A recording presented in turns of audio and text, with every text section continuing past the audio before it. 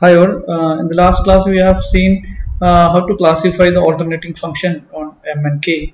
If D is n-linear, if this D is n-linear alternating, that is D is alternating n-linear function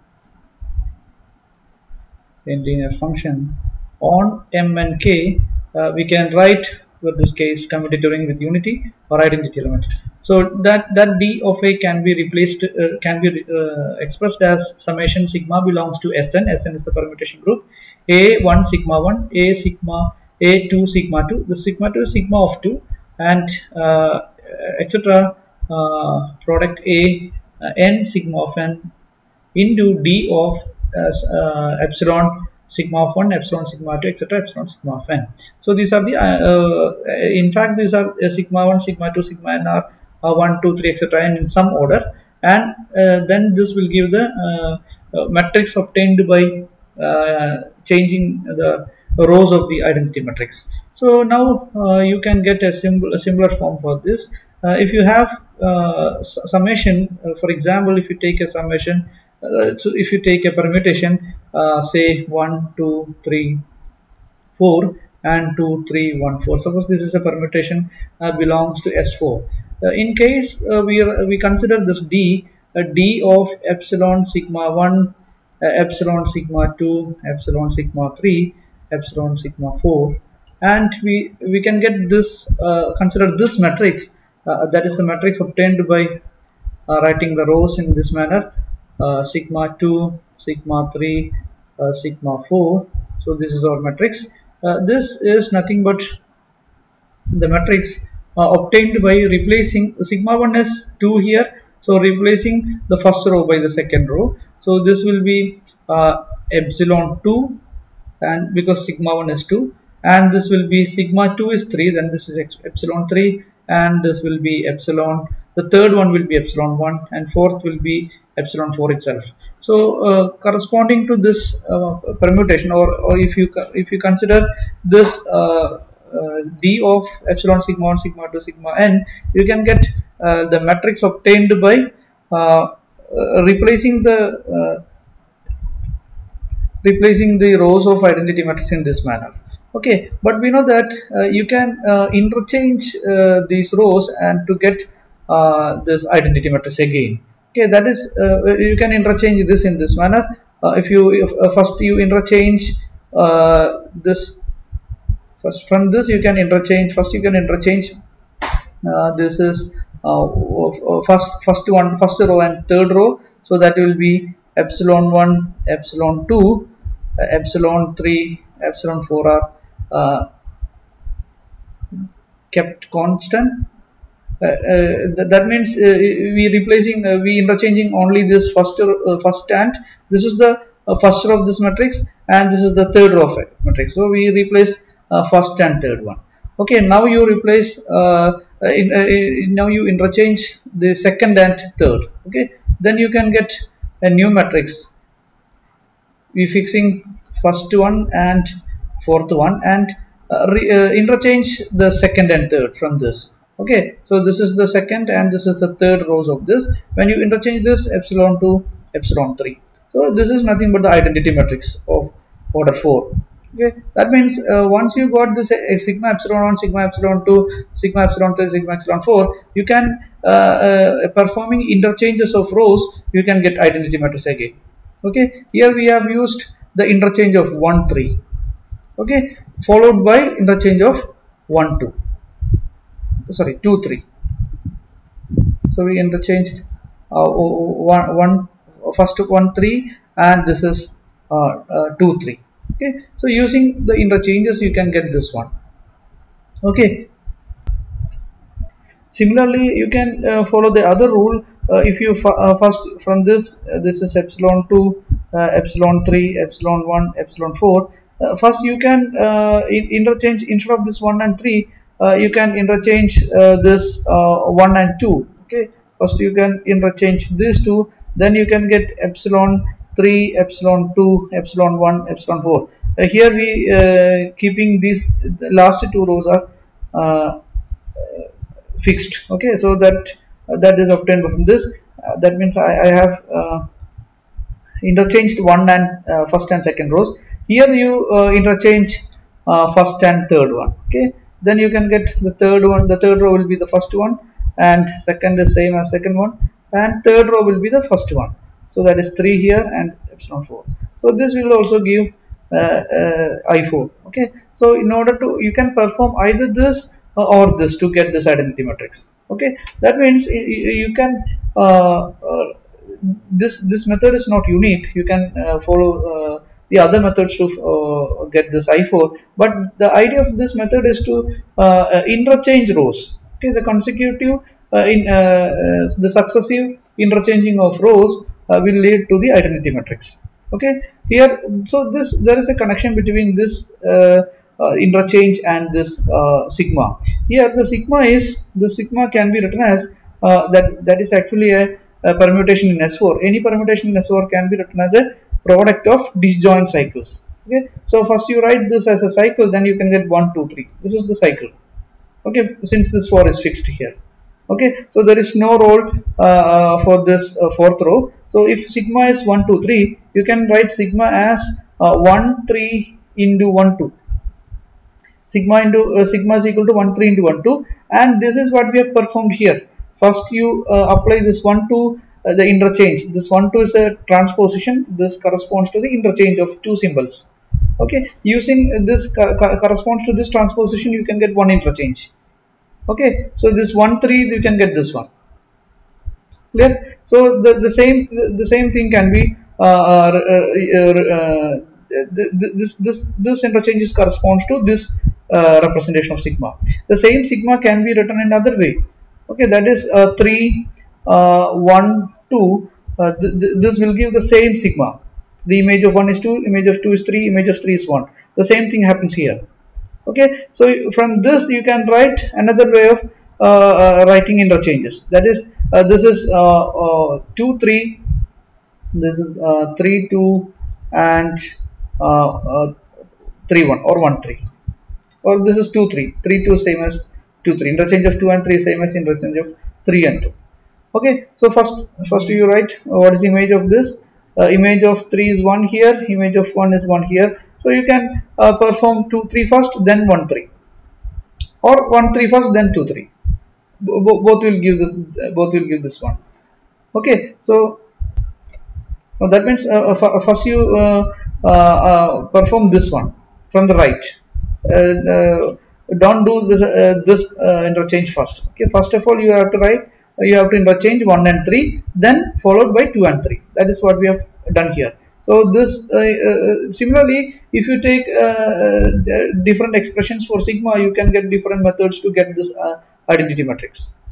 Okay, so these things lead to the idea that whenever you have this matrix, you can use the interchanges of rows. Then you can make this matrix as an identity matrix. But we know that when you interchange any two rows of a matrix, then the negative sign can be taken out from the d value.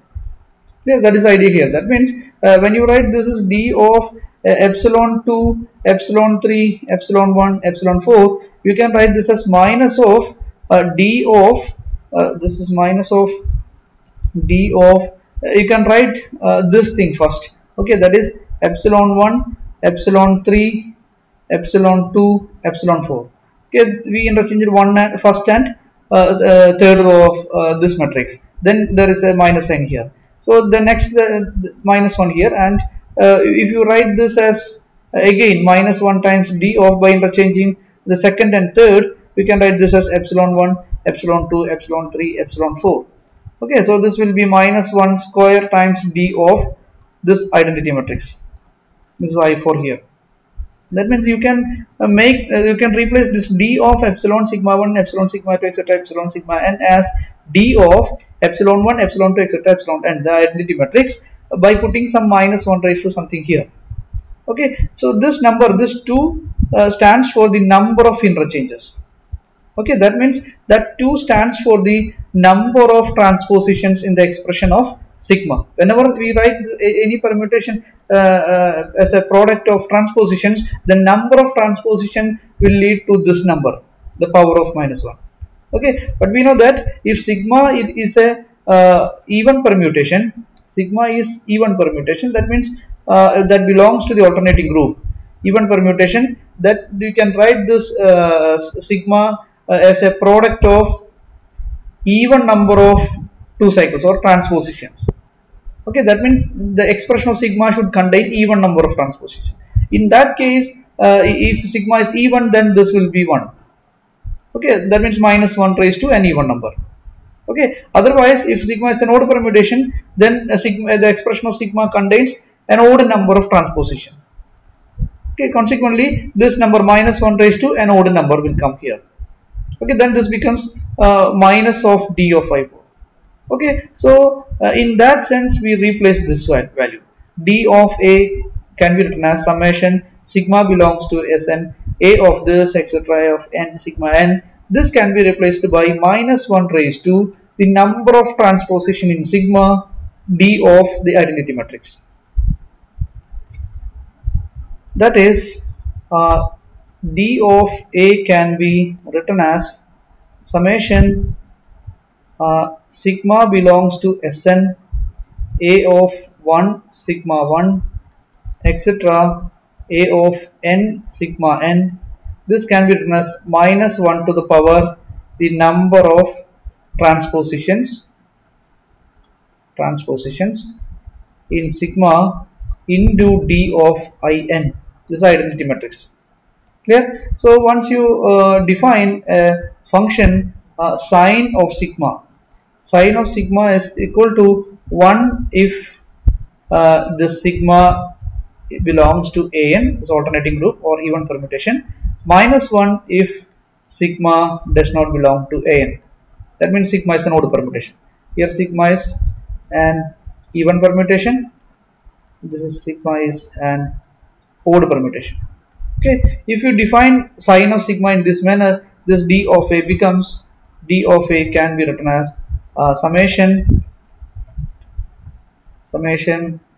sigma belongs to Sn, and this number -1 raised to that number can be written as the sine sigma. If the number of transposition is even, then if sigma is even, the number of transposition is even, then -1 raised to that number is 1. Okay, so this number this is nothing but -1 to the power number of transpositions. Okay, these two functions are same. Okay, if sigma is even, then number of transposition is even, then this will be 1. If sigma is odd, then number of transposition is an odd number, then -1 raised to odd number is -1. Okay, so you can replace this by sine sigma. So we write this is actually sine sigma, that is sine sigma, we write this first, and A1 sigma 1 etc. A n sigma of n d of the identity matrix. Okay, but we know that this d of identity matrix is independent of the sigma. Okay, so you can write this, you can take this quantity out, then that will be this number into d of In. So this is the classification of alternating function. For any alternating and linear function over on m and k can be written as this number raised to this number times d of In. Okay, in if this d is a determinant function, you can write d as in this form, but moreover d of In will be 1. Alternating function with d of In is equal to 1 is called determinant function. So if d is a determinant function, then you can say that d of In equal to 1. Then every determinant function can be written as d of A is equal to summation sigma belongs to Sn sine sigma, this is sine sigma, times this is A1 sigma 1 etc. An sigma n. So this will be independent of d. If d is a determinant function, then this expression doesn't depend on this d. Okay, that means if there are any determinant function, the value will be for a fixed a, the value will be this. Okay, that means if we have two arbitrary determinant function d1 and d2, then d1 of a is equal to this quantity, that is same as d2 of a. There is no d, the presence of d in the right side. So this shows that the determinant function is unique. You can never get two distinct determinant function. That means any determinant function give the same value for a fixed day. Okay, if there is another b, then d1 of b is same as d2 of b. For that matrix, d1 and d2 will give the same quantity. So that means the determinant value depends only on a, that doesn't depend on the rule. Okay, this shows that the determinant function is unique. Okay, so this is stated as the second theorem in our textbook. So first of all, you can see this one. Any n linear alternating function can be written in this number into d of in, and any determinant function d of a can be written as this, and we call this value as dit of a. So this is the classical way of defining determinant of a matrix. In your degree or plus 2 classes, you might have heard that determinant of a matrix A is a number attached to it. Okay, that is not precise. Classically, the determinant of a matrix is defined in this manner. Okay, that is the determinant function, the value of the determinant function applied on a matrix A. Anyway, any determinant function will give the same thing. So we have already discussed that Ej's are all determinant functions. Yeah. So corresponding to each j, we can define determinant functions. Then this shows that all those determinant functions are the same.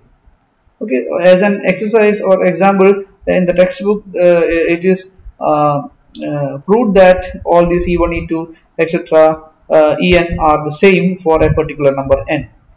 Okay, so this shows that determinant functions exist for every n along with the theorem 1, and this theorem you can say that for every m and k, there exists one and only one determinant function can be defined.